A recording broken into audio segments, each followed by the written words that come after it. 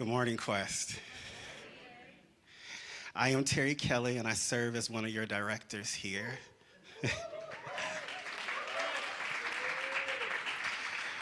Today, I am preaching from the lens of social political movements using Exodus chapter 1 and 2 as my guide, and Exodus chapter 14, verses 15 as my grounding passage.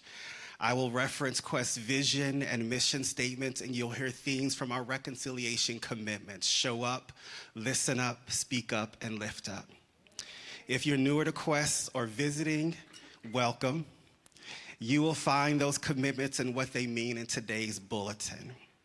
I invite you now to hear the wisdom of our text, Exodus chapter 14, verse 15. And the Lord said to Moses, "Why do you cry out to me? Speak to the Israelites that they journey onward." My sermon title this morning is Go Forward. Go Forward. The book of Exodus is a biblical narrative that spans national, social, cultural, political, and religious contexts. Like Genesis, it's a historical resource of many points and perspectives that guide us in understanding a movement of justice and redemptive love originating in the heart of God. The main problem in Genesis is the division of relationships, the broken relationships between humankind and God, each other, and creation. The problem continues throughout Scripture. Though seemingly impossible, the task of humankind is to repair this divide. The good news is that even at humankind's absolute worst, chaos and all, the God of infinite possibility never lets go of this vision. To this end, we read stories like Adam and Eve, their disobedience and pursuit of self-autonomy, absent the concern of the well-being of the other. They are shown the right pathway and tricked into taking another. From there, humankind spirals further away from what is right, a course that's often cold and aloof, ruthless and unjust. The story of Cain, who murders his brother Abel in Genesis 4. The widespread corruption and violence of humanity in Genesis 6. And humanity's rejection of difference in their vainglorious attempt to build a namesake at Babel in Genesis 11. When humankind gets it wrong, the pattern of Genesis is God, motivated by and inseparable from their love for humanity, responding in justice and moving humankind forward.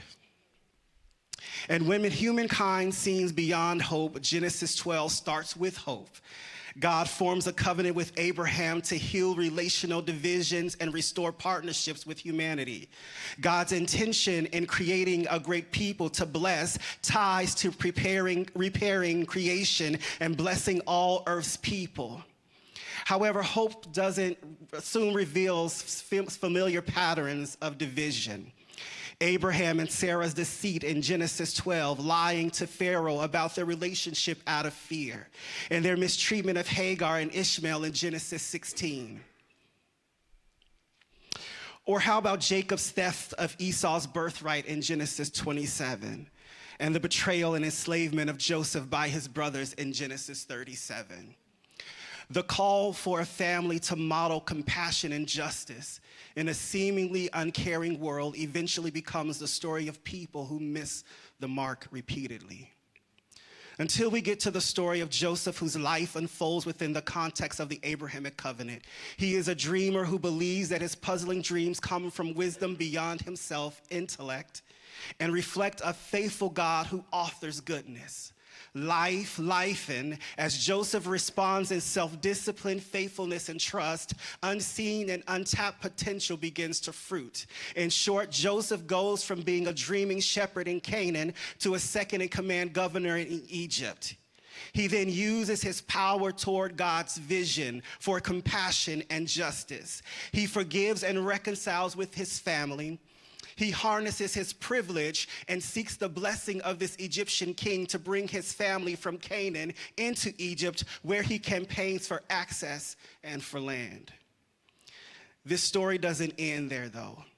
It folds into the narrative of the Hebrews, a story about a pagan king who, like Joseph, is puzzled by a series of dreams about the future that no magician or wise person can interpret. As an enslaved and wrongfully imprisoned Joseph stands before him to interpret, perhaps a new effort to repair a divided humanity is being made. Perhaps. Pharaoh, believing his dreams come from wisdom beyond himself, places his trust in Joseph's interpretation and the hope of his kingdom and people in the Spirit of God, who was authoring a possibility for survival and economic power that preserved people and nations spread across the Mediterranean basin, because a movement for one was a movement for all. While Joseph's story and the circumstances leading up to his divinely orchestrated relationship with the king of Egypt appear chaotic, the underlying reality is that God was on a mission to preserve a covenant promise made to Abraham and redeem creation by bending chaos to their will. Genesis concludes with a reflective Joseph at the end of his life. It wasn't all good, but no doubt he'd experienced God's faithful love. Indeed, what was meant for evil, human, and environmental catastrophe, God used for good to preserve numerous people. In this context, we find the Hebrews in a great and powerful Egypt. She, in many respects, is a mutually vested community woven together in an imaginative possibility for a people and a world redeemed by love. But we enter a different Egypt in Exodus 1. Multiple Hebrew and Egyptian generations have died, and the time in between has more than sealed the Hebrews as a testament to a great Egypt. The Hebrews are now a thriving people living in the rural margins of Egypt, and they find themselves standing at the praxis of an Egyptian awakening constructed by a new king who uses manipulative, abusive, and exploitative power to reshape cultural norms, values, beliefs, and ideologies in his pursuit of greatness. He does not know Joseph is our introduction to this king. He hasn't grasped the vital role Joseph, a once enslaved immigrant turned governor, played in saving Egypt and the Hebrews from a devastating 7-year multi-regional climate event. But perhaps not knowing reflects something more seriously flawed about this king, and I like to suggest that it is his relationship to history. Dr. Bryan noted a few Sundays ago in his sermon on hope that history is always with us. Because this king doesn't know Joseph, there's no framework for understanding and making good use of the combined historical footnotes that have compelled Egypt to greatness. Greatness deep-seated in a story of wisdom, honor, and blessing resulting from the reciprocated and unprejudiced relationship between the Hebrews and the Egyptians. It would have been wise for this king to know Joseph's favorable status with Pharaoh and the mutually beneficial settlement he arranged in Egypt for his family. But beyond this, he should have known that Jacob, upon arriving in Egypt, blessed Pharaoh. And this blessing permeated through Egypt, so much so that when Jacob died, he was honored like a father in Egypt. All of Egypt stopped to mourn for 70 days. Pharaoh, acting outside of Egyptian mummification customs, sent his entire household in an accompanying honor alongside the Hebrews to a burial site in the backwaters of Canaan. But a deliberate ignorance advances this new king's ruleship, and it jeopardizes the future. Finally, as this new Pharaoh is unfamiliar with Joseph, he lacks awareness of the divine intellect that protects against tyranny. He does not recognize the guiding spirit of God who leads both rulers and their nations toward shared possibility, prosperity, and equitable growth, characterized by constant generosity, compassion, unwavering love, and a determined pursuit of harmony with God and with each other. And because of conscious and uninformed intellect, Pharaoh doesn't know this wisdom, and Egypt won't know the blessing of greatness. Because a great people and nation will always yield its power and influence to the embodied and relational possibilities forged by compassion and justice on the wise and humble path of peacemaking. It is the example of God's kingdom in earth's kingdoms. Historically gapped Pharaoh's attention then is suddenly averted from his hopeful ascent among the greats to the potential of the Israelites in their proximity to power. Power threatens greatness. Withdrawn from the wise leadership of the past, he establishes himself as a divisive authority in Egypt whose hope for greatness contrasts with the characters we read in Genesis. Tricked by a false idea of greatness, he becomes a proud nationalist who builds monuments unto himself and Egypt's gods. He rejects difference. The wall of his heart is jealousy and paranoia, and it is from this state of being that he makes a claim. If the Israelites continue to grow and war occurs, they will join our enemies to fight against us and then leave Egypt. Timothy Snyder, author of On Tyranny, 20 Lessons from the 20th Century, wrote, "To abandon facts is to abandon freedom. If nothing is true, then no one can criticize power because there is no basis upon which to do so. If nothing is true, then all is a spectacle." I'm going to repeat that. To abandon facts is to abandon freedom. If nothing is true, then no one can criticize power because there is no basis upon which to do so. If nothing is true, then all is a spectacle. In Pharaoh's campaigning, power is on the line. The Israelites joining their enemies to fight against them is a claim with no objective validity. It goes against what the relationship between the Israelites and the Egyptians had already proven: collective imagination and flourishing. Yet even still, against the evidence and in a sweeping victory, he convinces all of Egypt, less the Israeli-Egyptian population, to exalt his path and rogue leadership over generations of sound wisdom. And together, Pharaoh and his devotees will challenge decades of relational politics and policies and move to enslave the Israelites. They will set taskmasters over them to oppress them with forced labor. They will make them build supply cities, Pithom and Ramesses, for Pharaoh. Today, I want to stop to ask a question. To fully understand this narrative, I believe we must first examine how cultural, religious, and social identities are weaponized politically, culturally, and religiously to serve the agendas of the powerful. The question I want to ask us is, how did this king so easily deceive a people into accepting this oppression? And to help us answer the question, I want to turn for a moment to current events. I know we don't like to talk politics, but I want to turn there. The election results in November didn't surprise me. I don't know about you, but they didn't surprise me. Presidential, Senate, House races, bothered, yes. Angry, you better believe it. But surprised, not in the least. The election cycle, I believe, gave voters a place to direct blame for the threats against their livelihood. Financial as it relates to inflation and the cost of food, housing, and medicines. Security as it relates to border control and the protection from illegal immigration and drug and weapons trafficking. Cultural and racial as it relates to self, family, and national preservation concerning the public debates of DEI and diversity programs in schools and in our military. While religion is not a livelihood, its influence within these livelihood types make it a noteworthy subject for us because in the debates of DEI, diversity and immigration, religion privileges and amplifies specific individual and group identity aggressions.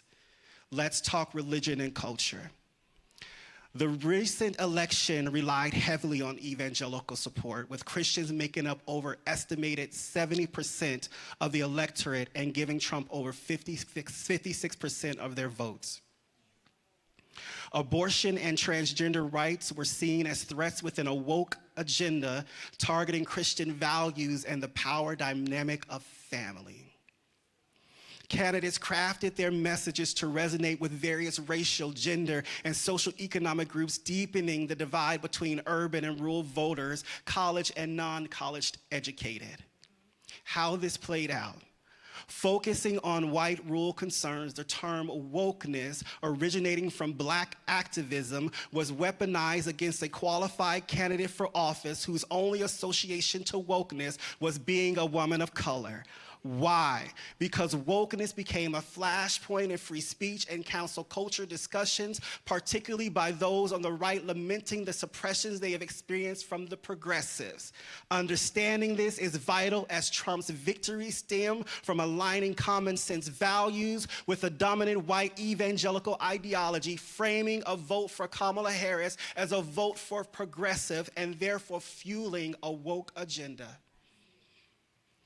Let's translate this for context, because I'm sure you want to know, how does this relate to your sermon, Terry? I'm glad you asked. Cultural, national, and religious group identities are central to the unfolding events in Exodus. And the power dynamics between Egyptians and Israelites' identity played a significant role in shaping human experiences, oppressors and oppressed, and God's intervention. Pharaoh's tyranny and Egypt's oppression are explicitly tied to the Israelites' identity as the other, highlighting the tension between majority and minority populations and the use of power to suppress a perceived threat. From there, a ruling class was established. Progress from previous generation was being destroyed by Egyptians who had been empowered to hate because of the burden of fear and the rhetoric of exceptionalism, fearing what might happen if the other is no longer the other. But the scripture says the more they suppressed and oppressed the Israelites, the more they multiplied and spread. I believe justice is core to human longing, even though it feels at times elusive. Shortly after November, Psalms 106, written almost like a beatitude, came to my mind.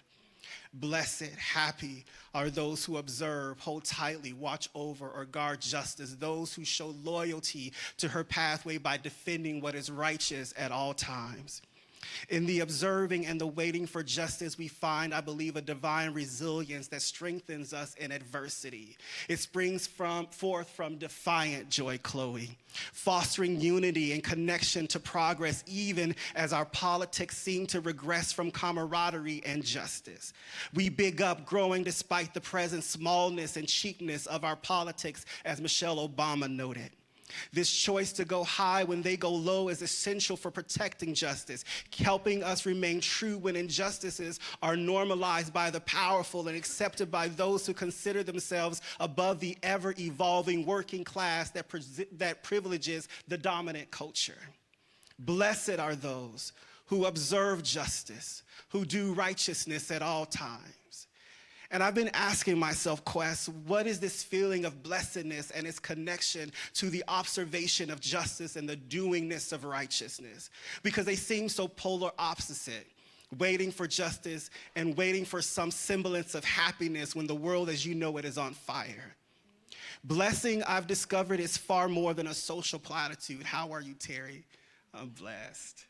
Oh, I'm blessed. Blessing is about intimate relationship. It is about deep connection and knowing. When God blesses humankind, it validates God's intention, unmerited kindness, their desire to know and to be known, and their divine aid toward us.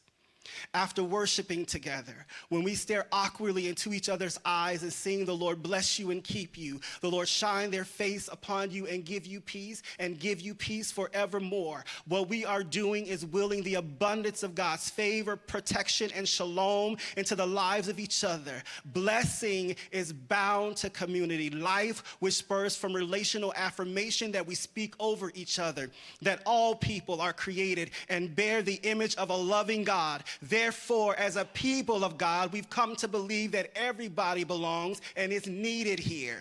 The blessing we share are not solely tied up in buildings. It's not how much we hold in our bank accounts or combined assets. It is a people, Quest, and we are a great people. We are a blessed people. Our affirmation is not a statement alone, but it is words dancing on the pages of purpose and infinite possibilities, hot from the press of collective imagination, reflecting the soul of a people who understand something about loving people wholeheartedly and loving God boldly, because as they look back and see how much they have been so loved and held by God, they can do nothing but love deep and wide. A people who have stayed the course and know something about actions rooted in justice and fair play, kindness and humble strides without being cold, ruthless, and aloof. It is an affirmation deeply woven into our culture, our values, beliefs, and behaviors as a church on a quest to proclaim the radical belonging proclaimed by Jesus. It guides us in a faithful movement toward justice and redemptive love, away from the abusive, manipulative, and exploitative power we've witnessed in our city, our country, our world, and in so many churches, particularly concerning those on the margins. Blessed are those who observe justice. They are people of defiant joy and uncompromising resilience. They adapt to challenges and bounce back from adversity. They seek ways to thrive even in difficult seasons because they know the end of the story. And to this end, they join their powers while actively promoting possibilities for the exceeding and the abundant. When confronted with adversity, they may fall, but won't break or shatter. They may get tired and feel weak from running, but they won't, and they will forever endure.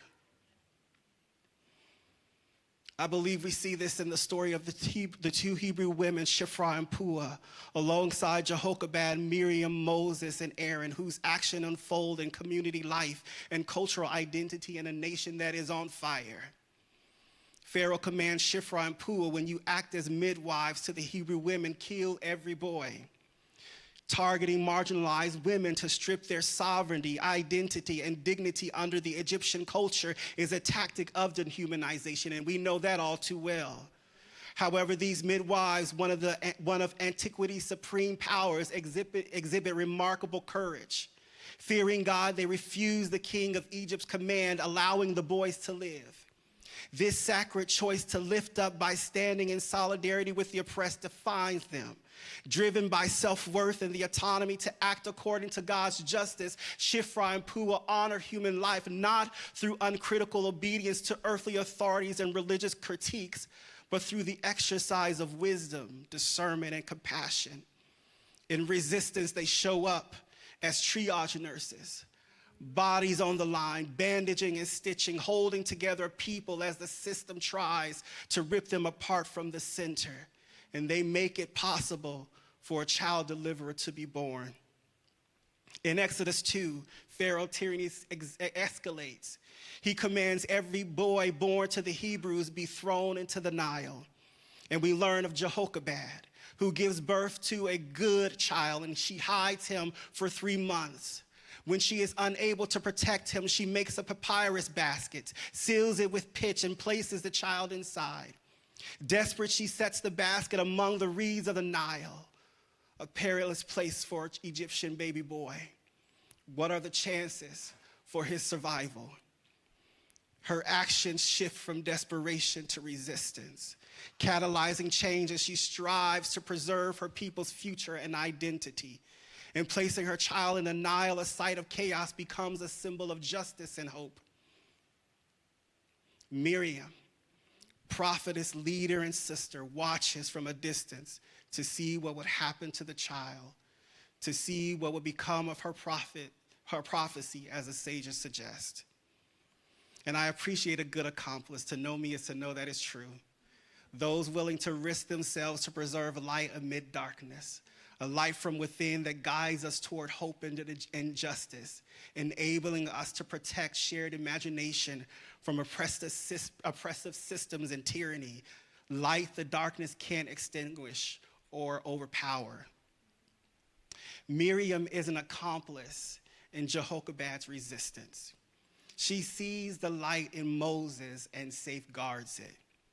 As she watches, down the river to bathe comes the daughter of Pharaoh, who sees and sends her maid to retrieve the basket. This is not good news at a glance. However, Pharaoh's daughter opens the basket and finds a crying baby inside who she takes pity on, acknowledging his Hebrew descent. She's from the oppressor class, but her alliance proves critical for Miriam. Demonstrating her quick wit and bravery, Miriam seizes the opportunity from Pharaoh's daughter to speak up. "Shall I go and get you a nurse from the Hebrew woman to nurse the child for you?"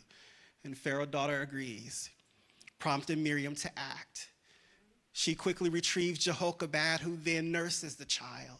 The child grows up. He's Hebrew and Egyptian, son of Jehoshaphat and son of Pharaoh's daughter.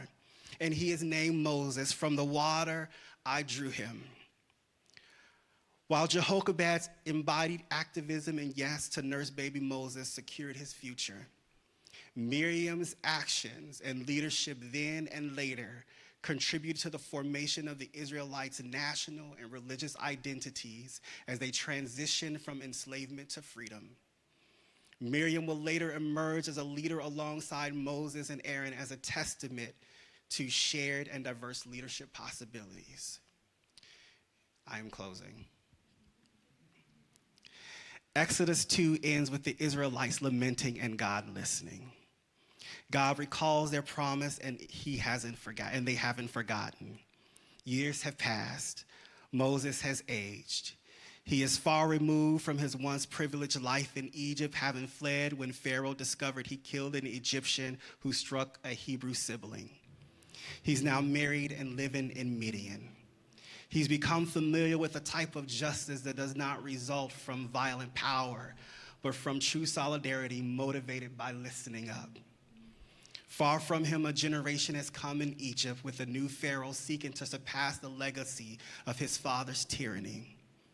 In the chapters that follow, from a flaming bush, God calls to Moses and sends him and his brother Aaron to go to Egypt to speak up.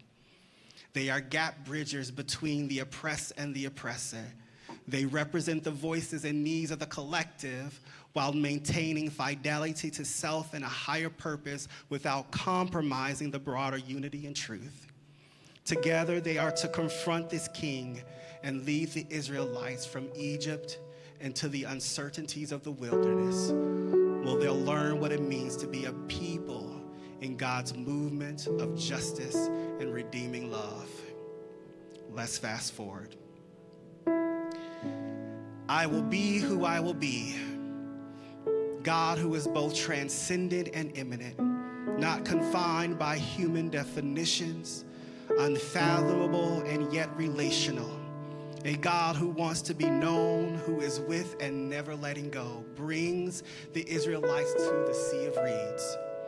A quickly advancing army is behind them. Nothing is in front of them but water, and they have nowhere to go. In great fear, they begin to cry out to God and accuse Moses. You should have left us alone, they say. And Moses responds, do not be afraid. Stand and see. Stand and watch. Like Miriam watching infant Moses alongside the reeds, the Israelites now stand at a sea full of reeds, watching and waiting. Because a movement for Moses had become a movement for them all. God speaks to Moses. Tell the Israelites to go forward. This transition in our current political moment can feel like we're heading into a wilderness. And change often feels uncertain, confusing, and uncomfortable, especially when the path forward is not 100% resolute. But I'm reminded this morning of a story in Luke 2. An ancient cleansing tradition from the law of Moses required that every firstborn male be dedicated as holy to the Lord. They were to be taken to the temple where an offering was made on their behalf.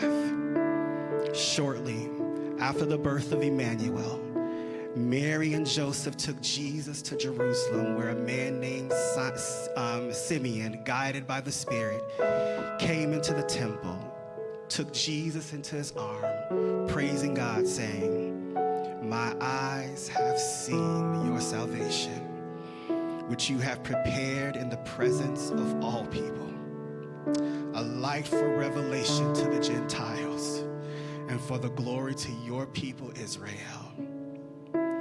Quest, the good news is that we have a light, and his name is Emmanuel, God with us.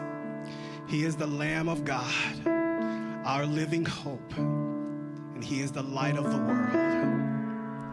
What compels us forward is this liberating light Jesus brings to all people. in a world on fire, for people and communities who still desperately needs the celebratory and affirming message of Jesus who has come into the world. So Quest, beloved, shine. Imagine forward. I'm mindful this morning as well that many of us, if not most, came to Quest as a last effort before leaving church completely. And so for this body in particular, my task is to simply call us forward to move together and to safeguard the light. And I'm not talking about institution alone, but a light of freedom that flows from within Quest. Safeguarding not through uncritical obedience, but through the corporate practice of wisdom, discernment, and compassion. How do we do this, team? For something to be true to our witness in the world, it must be embodied here in our church. Our mutual commitment to show up, listen up, speak up, and lift up is one way we can do this, ensuring that Quest remains motivated by reconciliation and belonging, collective imagination, and equitable flourishing in, throughout, and after this season of transition.